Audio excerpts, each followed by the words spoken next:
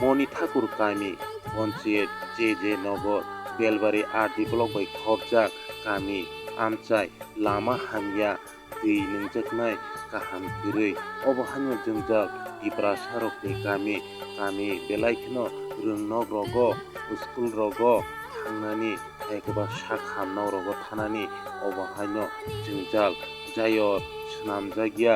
Jair स्रामै रोखे बेलायखनो जामानि हिनै दिब्रा सारक अबहान्य गामि आमचायनि पाल खालायै कक साका हास्ते हाबांनो अबहान्य दिब्रा सारकनि बेलायखनो पटर जोंजाल लामा बेलायखनो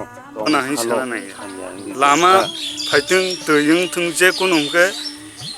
जनसाधारणनि बागैसो नायब्ला आबुनि बागै आरो कुनु बादा बिगिनो करि जाता लामार नानि हिनैले एस्टिमेट दखाय थांबाय एस्टिमेट पूरा खाइ थांका इंजिनियर फाइ अब बुको फासे फाया ताकसक पइन्ट कनरो अफिस रगल लासुते नायके अफिसो तो संगाफुरु संबसाइमिया बरकसे कखा नै सालायो इनको संगाफुरु लाबलाय सुया संगा जागा बकरै जा अब लामा सुरनाय तो बरंनि पार्टी आलादा दंला कखा मानाफुरु कखा लाय सालायो अनेक बरक कय लामान कारिले ताइतम प्रब्लेम दं नों लामान कारै इकुनु नायनाय दिको आरो तैयांगो